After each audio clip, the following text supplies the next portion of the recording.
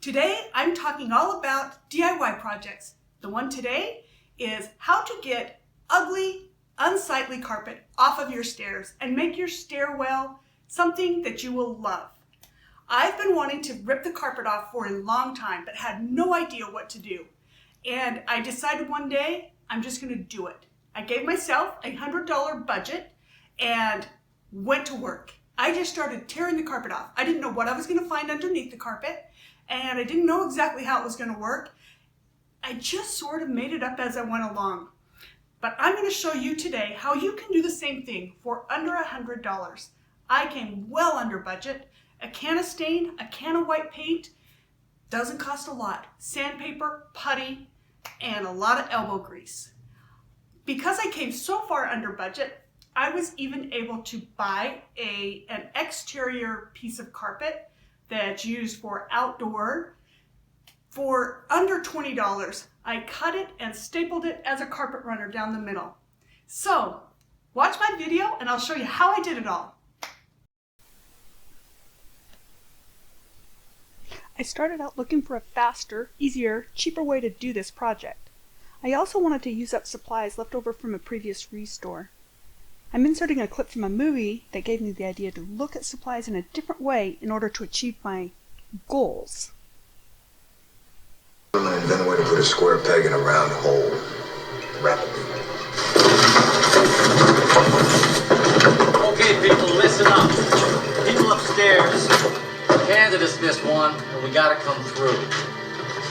We gotta find a way to make this fit into the hole for this, using nothing but that. So I just started. I started tearing the carpet off, not knowing what I was going to find. I figured, no matter what, it's going to be better than that shag. There were a lot of parts that were uneven that were going to need to be sanded down and holes filled in. I saw those squared off areas and thought, I have a wooden dowel that would just about fit in there. So I cut it, put some glue on it, and stuck it in. Then I just used putty and patched it and sanded it, and afterwards it turned out great. You couldn't tell where the holes had been.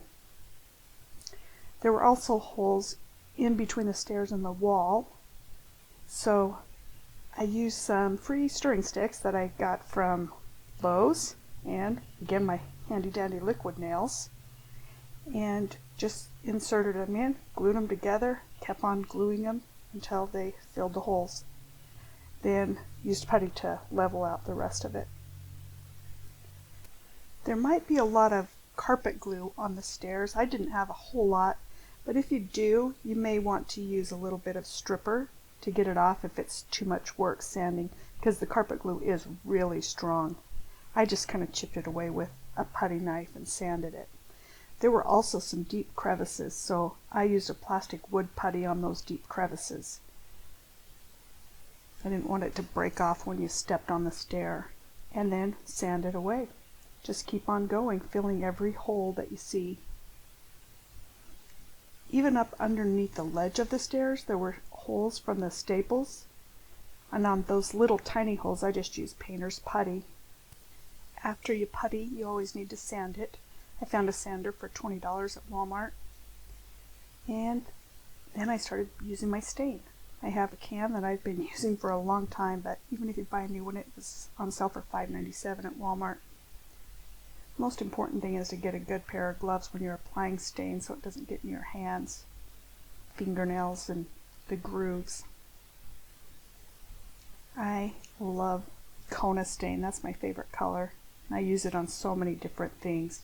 So I put the stain on the top of the stairs and then on the rails, the top of the rail. Didn't worry if it went over onto my wall because I knew I was going to repaint. After I had it all on, put a coat of polyurethane on. I got it on sale. So actually I put 2 or 3 coats on. I didn't know how much it was going to need, and I didn't want to have to redo it. And since it dries real fast, I went ahead and put a few coats. Then I started taping it off for the areas that I was going to two-tone. I'm going to be using white paint. Make sure you use a good white paint that has primer and paint in it that's a semi-gloss, because it takes a few coats already, even with primer. And I did use a good paintbrush for that part to make it easier. Then I tear off all the tape, and it just starts looking so good with the white and the Kona color.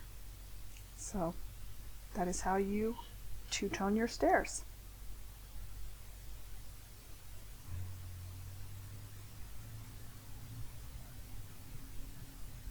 The more I looked at it, the happier I became. I just couldn't believe it actually worked. For me, the cost ended up being pretty minimal. I had to buy some extra putty, and I had to buy some extra sandpaper. But otherwise, I had all the supplies for everything else that I needed. I already had tape. So it was just manual labor. I can't believe how much I love it. Although I knew all along that I was probably going to be putting a carpet runner down the middle. I priced out carpet runners, and they were pretty expensive, so I went a different route, and I found exterior carpet on a roll at Menards, and I was able to cut that in half, and then bought some carpet glue and stapled it down. It was really easy. That was probably the easiest part of the whole project. And I got the remnant for under $15, so with the glue it came to $20. That was my one expense for the carpet. So that's how my stairs turned out. I love them so much. These pictures I took a year after I finished my project, so they're holding up. I also have a few other projects that I've done over the years. Refinished my kitchen and different things. So I'll be posting those soon. You can also check out my blog, 5 or Less Steps. I figure if it takes more than 5 steps, I probably won't do it.